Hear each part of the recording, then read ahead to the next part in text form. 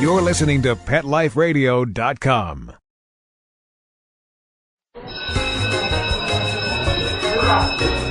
Okay, class, take your seats. I said take your seats. Class, sit. Shh. I swear you're all acting like a bunch of animals. Pet Life Radio presents Teacher's Pet, where you'll learn how to understand and communicate with your pet and train them to be the best pet they can be. It's time to see the world from your pet's point of view.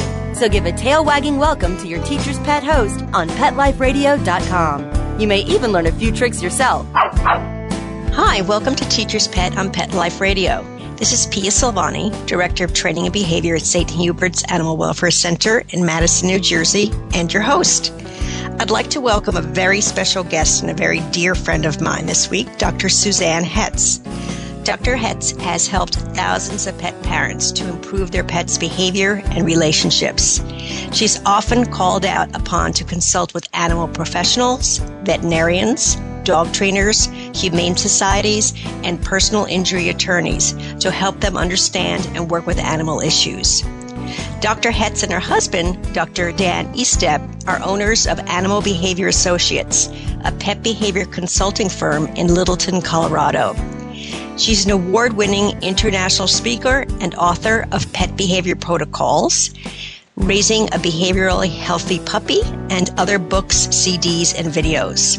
Today we'll be talking to Dr. Hetz about the sounds of the summer. We will discuss the challenges in working with noise phobias, what's helpful and what's not, myths about rewarding fear, management options, and why winter is a better time to work on these problems. So before we meet Dr. Hetz, let's take a short break to hear from our sponsors. Okay, class, grab your tuna flakes, biscuits, and bones. Teacher's Pet will be back in 2 shakes of a tail, right after recess. Pick up something unique at A Bone to Pick Dog Boutique. A Bone to Pick has cool hip fashions for big and small dogs that will have their tails wagging in style. Cat products too. abone-to-pick.com. Check out our eco-friendly pet products and gifts for humans too. abone-to-pick.com. Get your pet's mouth watering monthly with our Gourmet Treat of the Month Club and join A Bone to Pick's free birthday club for your puppy. abone-to-pick.com. Pick up something special for your best friend at A Bone to Pick. abone-to-pick.com. Get 10% off with coupon code PETLIFE.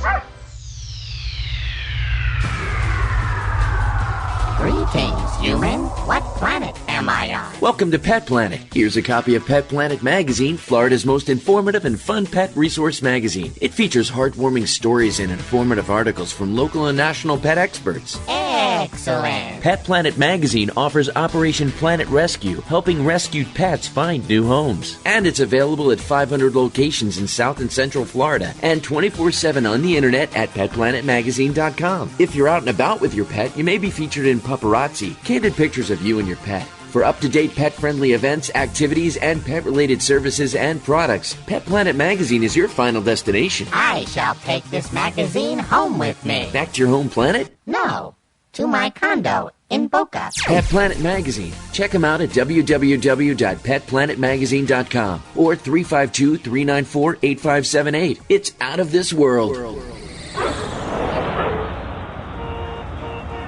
New York, the glitz, the glamour, the exciting Mutt-tropolis, the sparkling kitty city that never sleeps. Join us each week for Pets in the City with your host, Diane West. Celebrity pet sightings, hot events, and news and reviews with the hottest movers, shakers, and tail waggers in New York. So take a bite out of the Big Apple with Pets in the City every week on demand, only on PetLifeRadio.com.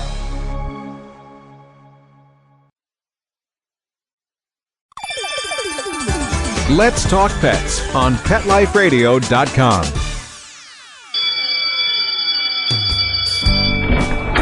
Okay, class, hang up your collars and leashes. Teacher's Pet is back in session. Now park yourselves on the floor. I said park, not bark. Ugh. Okay, Teacher's Pet. Pay attention, there may be a quiz later. Welcome back. This is Pia Silvani, host of Teacher's Pet on Pet Life Radio. I'd like to welcome today's special guest, Dr. Suzanne Hetz, who will be talking to us about noise phobias in dogs. Hi, Suzanne. Thanks for joining us. Hi, Pia. Thanks for having me. This is a perfect timing for this topic. Summer is a time when dogs often have problems with noises, isn't it? Yes, and it's such an upsetting problem for people whose pets are terrified when they hear loud noises, more specifically thunder and fireworks, and like we call them, the sounds of the summer.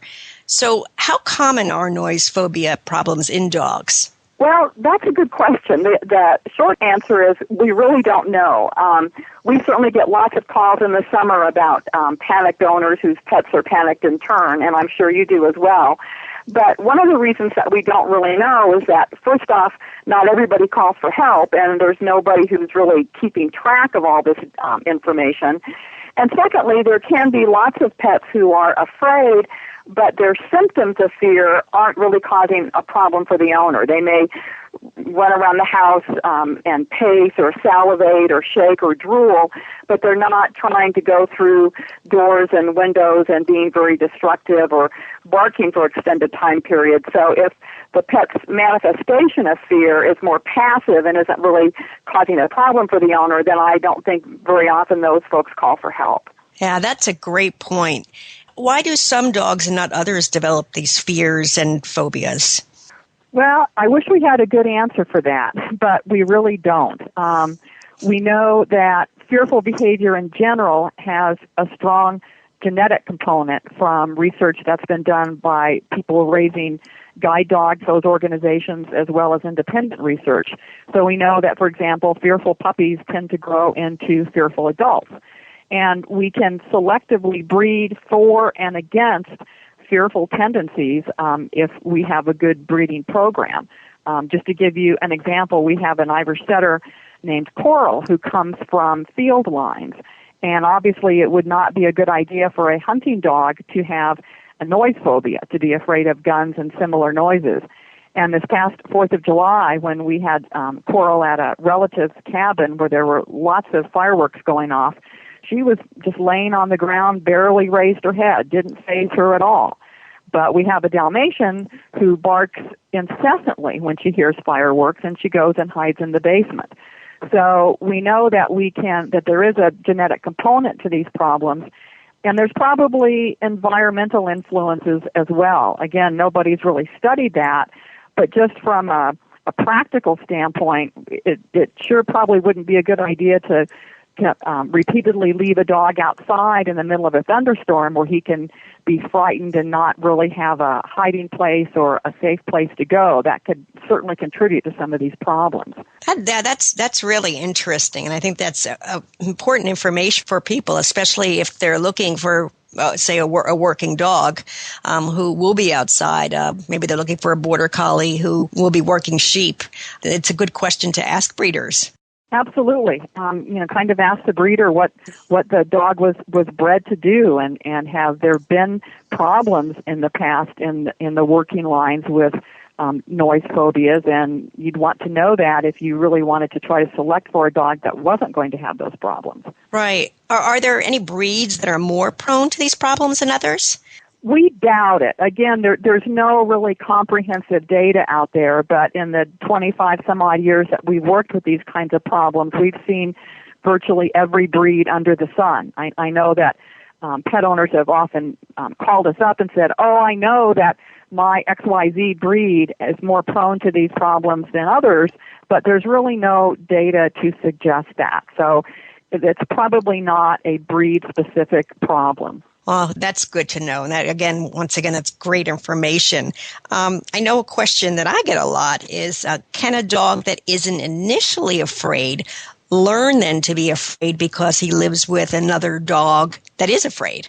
Well, that's a really interesting question that has a little bit of a complex answer, because we've certainly talked to pet owners who swear that their one dog learned it from their other dog. But there's a couple of things that could be going on there.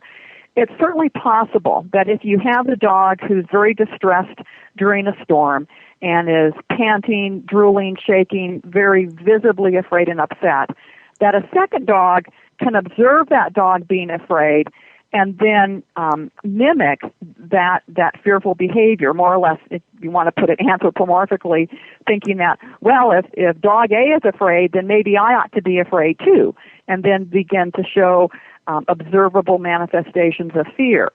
But that's different from saying that if that first dog isn't there, would the second dog then have learned to independently be afraid of the storm, even if it can't observe the other dog being fearful?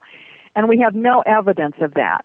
From what we know about social learning and social facilitation in dogs, fearful behavior doesn't seem to be one of those behaviors that's terribly susceptible to that. So even though it could be theoretically possible, I guess, in certain pairs of dogs, it's not something that we have really good evidence for that it commonly occurs. Okay, very interesting. Can these noise phobias be prevented in any way?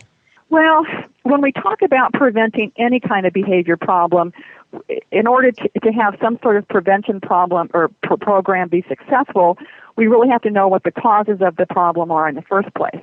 And since we talked just a little bit ago that we don't really have a clear understanding of why some dogs develop these noise phobias and others don't, we can't be specific about prevention programs. But just in general, we could look at prevention in somewhat the similar way as we look at trying to work with these problems, where we want to expose a puppy, let's say, to variations of noises at a volume or in a way that doesn't really provoke any kind of fear, and pair those noises with something enjoyable for the dog, so that from the very beginning, any kind of noise that could potentially be startling and frightening gets paired with something fun, so that you can maybe prevent the dog from developing an unwanted emotional reaction to those noises. Oh, good point, because I know something common that you probably hear all the time too is the vacuum. So that could be something that could be easy to pair it up with something positive. Do you agree? Absolutely. And when people are doing that, what they really want to do is to take baby steps, because you don't want that approach to backfire where you actually end up sensitizing a puppy to those noises. In other words, making him more afraid because he hears them too intensely.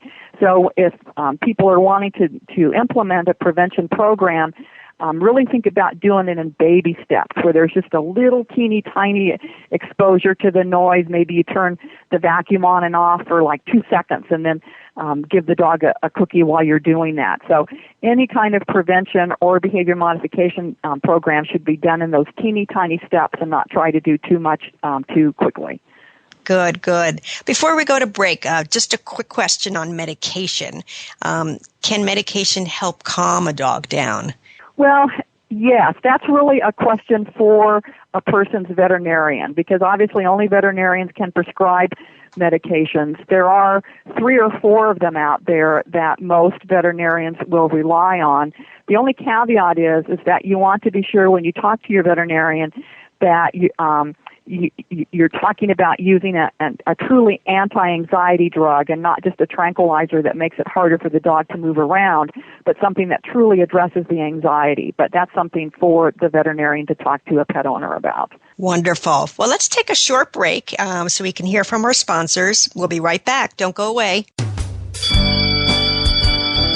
Okay, class, grab your tuna flakes, biscuits, and bones. Teacher's Pet will be back in 2 shakes of a tail, right after recess. Fluff your feathers, roll out your tongue, shine your fins, snap on your leashes, and grab your human. It's the Louisville Pet Lovers Expo. 2 full days of pet-tastic fun that no pet lover should miss. Join us for shopping, the Barks and Couture Fashion Show, Dream Pet Wedding, Ultimate Pet Makeover, Pet Communicator, Rescue Me Pet Adoption, Service Dog Demonstration, and tons of fun contests. Bring your pets and join us at the Louisville Pet Lovers Expo, Saturday, September 27th and Sunday, September 28th at the Kentucky Expo Center. For more information, go to LouisvillePetExpo.com.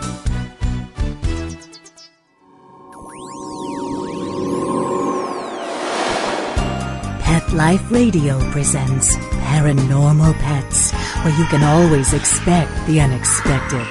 Each week we'll discuss all aspects of weird or spiritual animal encounters, ghosts, totems, psychic animals, animal souls, animal angels, and animals in religion, with a little cryptozoology thrown in. Step into the supernatural world of pets with your paranormal pet's ghostly host, Dusty Rainbolt, every week on demand, only on PetLifeRadio.com.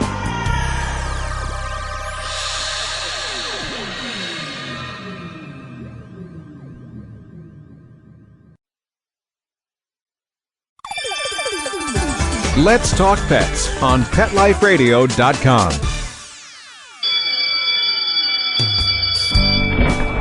Okay, class, hang up your collars and leashes. Teacher's Pet is back in session. Now park yourselves on the floor. I said park, not bark. Ugh. Okay, Teacher's Pet. Pay attention. There may be a quiz later. Welcome back to Teacher's Pet on Pet Life Radio. This is Pia Silvani, your host, and joining us today is Dr. Suzanne Hetz, a certified applied animal behaviorist, talking to us about noise phobia in dogs. And this is the perfect time to do this right in the middle of the summer. Before we left on break, Suzanne, you were talking to us about how these phobias develop. What should people do if they witness or they see their dogs panicking or becoming very afraid during a storm, whether it be kids shooting off fireworks, for example, and especially at night? Well, I think one of the first things that they should try to do, and we'll talk about how successful this might be, but the first thing that they should try to do is try to engage the dog in another activity. Years ago, I used to have another Irish setter who was afraid of thunderstorms. She was not a field dog. She was a rescue. But Blaze loved to play ball.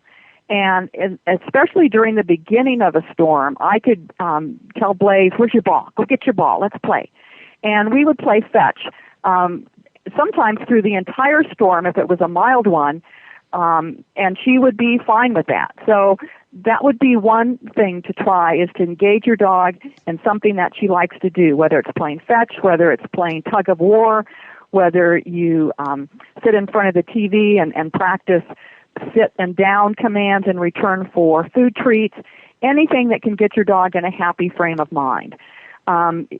At some point, the dog's fear may override its ability to respond to those enjoyable activities. So that may not last for the whole storm, but it's certainly the first kind of approach that people should take. Yeah, that's a great point, too, because I know a lot of people say when their dog is very fearful, they can't eat or they don't want to play.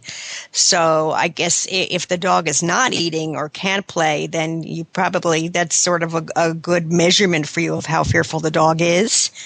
Well, exactly. And at that point, I would say if they can find some place in the house that they can go that sort of isolates their dog from the noises as best as they can. Maybe in a basement where they're not seeing the flash of the thunder or the flash from the firecrackers, where maybe it's quieter. Put on some soft music that is comforting, that can kind of mask the noises, or even get one of those white noise machines. I think there's one out now called a blue noise machine that's supposed to be more effective at certain frequencies. But do something to kind of protect the dog from the sound so they're not impinging upon him so dramatically. Right, right. Well, I know so many of us, too, we hate seeing our dogs suffering and quivering and shaking. And what about trying to comfort the dog and calm them when they are afraid? Is that going to have any effect, or could it possibly make it worse? Boy, there's a lot of myths out there about that, isn't there? Yes, there certainly is. That's why I wanted to bring it up. Well, let's start off by picking up on what you mentioned, in that most of us hate seeing our dogs distressed, as you say. And if we behave in such a way that adds to their distress, then that's not going to be helpful. For example, if we go, "Oh, you poor thing, I know you're upset. Oh, this is horrible, isn't it?" And we ourselves get agitated, then it's certainly possible that we can pass that agitation on to our dogs, and in that way kind of increase their fear because they're playing off of us. But on the other hand, if we know, for example, that a dog enjoys a massage, for example, our dogs really love having their ears rubbed. So if I sit down on the floor and I go, Coral, come over here, let Mama rub your ears, and I'm just being very calm, oh, you're such a good dog, let's get a massage, oh, I'm going to rub that ear, and now I'm going to rub your belly, oh, you're so good.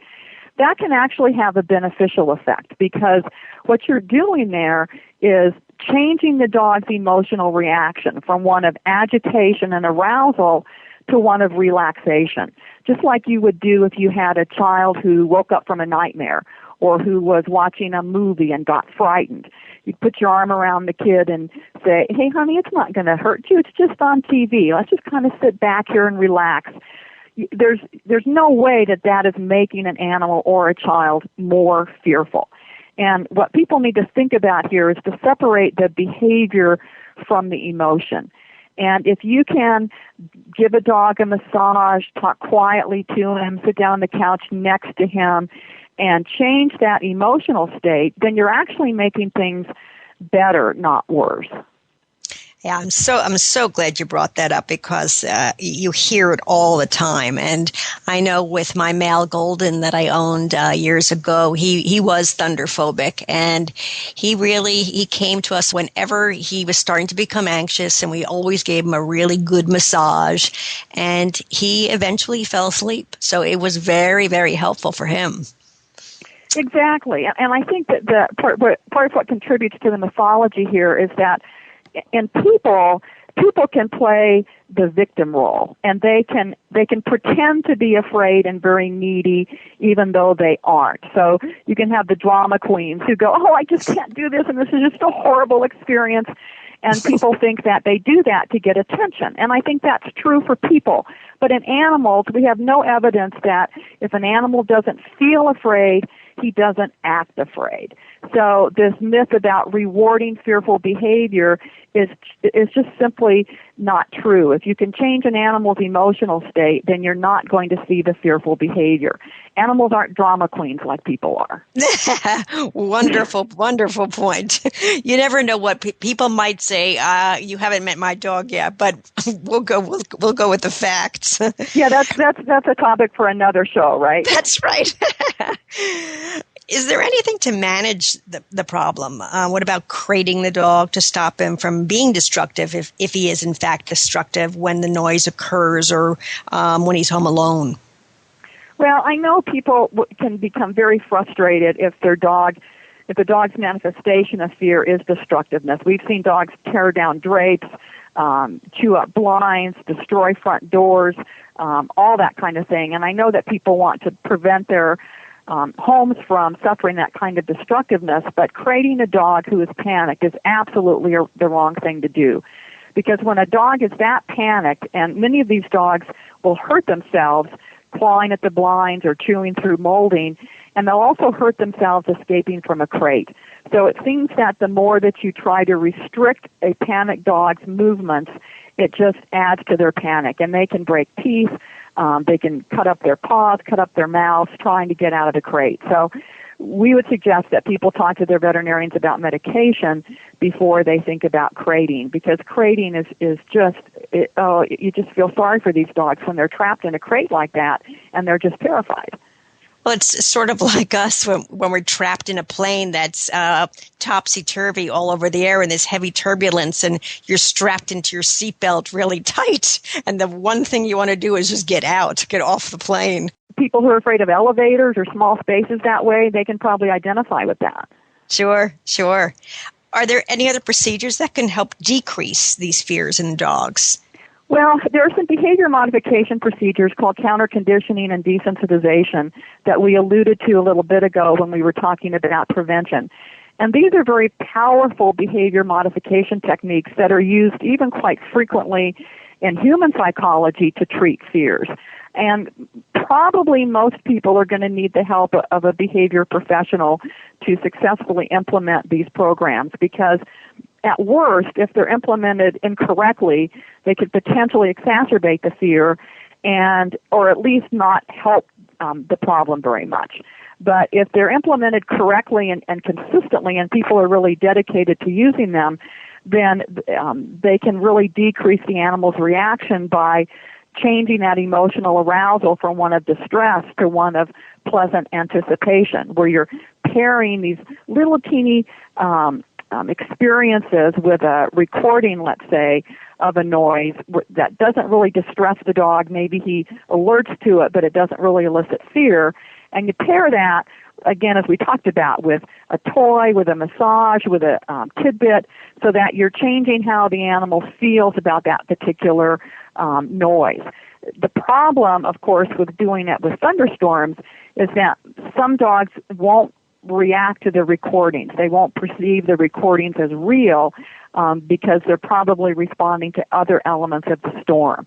So it can be a little bit tricky with the thunder phobia, and the better sound system a person has to work with this, the better. Good. Yeah. I have two more questions briefly because we're getting close to running out of time, but I really want to cover these. Can general obedience training help these problems at all? Not really. I mean, we always recommend general obedience training because it's just a good thing to do for a dog, but getting him better at sit down, come and stay isn't going to make him less fearful of the noises. So that's probably not a very helpful tactic for these kinds of problems. Okay. And lastly, what about alternative therapies? What can you tell us about that? Well, there's a lot of them out there, and if people are interested in homeopathic remedies, they should probably talk to a homeopathic veterinarian, because there are veterinarians who specialize in those sorts of things. And we've had mixed results with them, but there are homeopathic vets that people should talk to. Some of the other things like the storm cape, again, there's no objective evidence to indicate that has a beneficial effect. It might work with some dogs. It might also be kind of a placebo effect. I would try some of the more mainstream behavior modification approaches first, I think, if it was my dog. Fabulous. Really, really, really good information at an important time, obviously smack in the middle of the summer with the storms going on. Unfortunately, we're out of time. I'd like to thank our guest, Dr. Hetz, for joining us. Suzanne, do you have any information on your website that can help people who feel their dog might be suffering from these phobias? We do. We have a audio CD program on using counter-conditioning and desensitization techniques effectively. We also have some of the recordings of the various noises, guns, fireworks, cars, thunder, those kinds of things. And we also have some telecourses on the subject of fears and phobias that will be up on the website soon. So if people go to animalbehaviораssociates.com or helpingfido.com, that's helping, not healthy, helpingfido.com, they can find the information. Wonderful, wonderful. Well, next week, get ready for training session number 2. We will be working on teaching your dog to say, may I. Also, we'll be working on getting your dog to get a reliable sit and sticking with you when you remove the leash, and reliability when you say your dog's name, not only inside the house, but outside around distractions. So make sure you come ready with your tug toy, a bag of treats, and of course your dog. A special thanks to our producers for making this show happen. If you'd like a transcript of the show or any other shows on Pet Life Radio, please go to petliferadio.com and click on Teacher's Pet. Also, if you have any questions, comments, or ideas that you'd like us to cover on the show, please feel free to email me at PIA, at petliferadio.com. So, until next time, this is Pia signing off.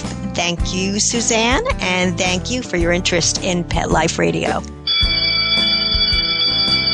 School's in session on Pet Life Radio with Teacher's Pet. Learn how to communicate with your pet, train your pet, and see the world from your pet's point of view. You may even learn a few tricks yourself. Teacher's Pet, only on PetLifeRadio.com.